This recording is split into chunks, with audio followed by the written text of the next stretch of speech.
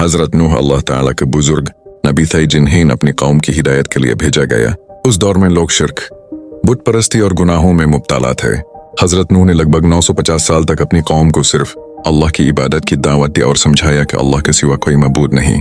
मगर कौम के अक्सर लोगों ने उनकी बात मानने से इनकार किया, उनका मजाक उड़ाया और कहा कि तुम भी हम जैसे ही इंसान हो, नाबी कैसे हो सकते हो। सिर्फ कुछ कमजोर और गरीब लोग ही ईमान लाए, जबकि ताकतवर और अमीर लोग अपनी जिद पर कायम रहे। जब कौम ने हद से ज्यादा सरकशी इख्तियार कर ली और हिदायत कबूल न की तो अल्लाह ताला ने हजरत नूह को एक बारी कश्ती बनाने का हुक्म दिया। हजरत नूह ने अल्लाह के हुक्म पर खुले मैदान में कश्ती बनाना शुरू कर दी। लोग उन्हें देखकर हंसते और ताने देते कि जब यहाँ पनी ही नहीं तो कश्ती किस लिए बना रहे हो। लेकिन हजरत नूह सब्र के साथ काम करते रहे और कहते रहे कि अल्लाह का हुक्म पूरा होकर रहेगा। जब कश्ती मुकम्मल हो गई तो अल्लाह ताला का अजाब आ गया। आसमान से मुसलसल और सख्त बारिश शुरू हो गई और जमीन से पनी के चश्मे फूट पड़े। हर तरफ पनी ही पनी हो गया और बारी बारी लहरें उठने लगीं। अल्लाह के हुक्म से हजरत नूह कश्ती में ईमान लाने वालों को और हर जानवर का एक जोड़ा लेकर सवार हो गए।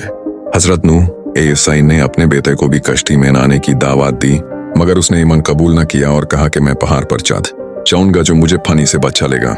हजरत नूह ने दुख भरी आवाज में कहा कि आज अल्लाह के अजाब से कोई पनाह नहीं दे सकता, और फिर वो बेटा भी पानी में गर्क हो गया। ये अजीम तूफान बहुत अरसी तक चलता रहा, हत्ता के पहाड़ भी पानी में डूब गए और पूरी कौम हलाक हो गई। सिर्फ वही लोग बचे जो हजरत नूह के साथ कश्ती में थे। फिर अल्लाह ताला ने हुक्म दिया कि ऐ जमीन अपना पानी निगल जा और आसमान बारिश रोक दे।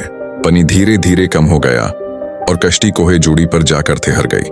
हजरत नूह और ईमान वाले लोग सलामती के साथ कश्ती से उतर आए और अल्लाह ताला का शुक्र अदा किया। इस वाकया से यह सबक मिलता है कि सिर्फ नस्ब या रिश्ते काम नहीं आते, बल्कि ईमान और फरमान बरदारी ही नजत का जरिया होती है। अल्लाह के नबी की बात न मानना और गुनाहों पर कायम रहना अल्लाह के अजाब को दावत देता है, जबकि सब्र, ईमान और अल्लाह पर भरोसा रखने वालों के लिए अल्लाह ताला हमेशा रहमत और नजत का दरवाजा खोल देता है।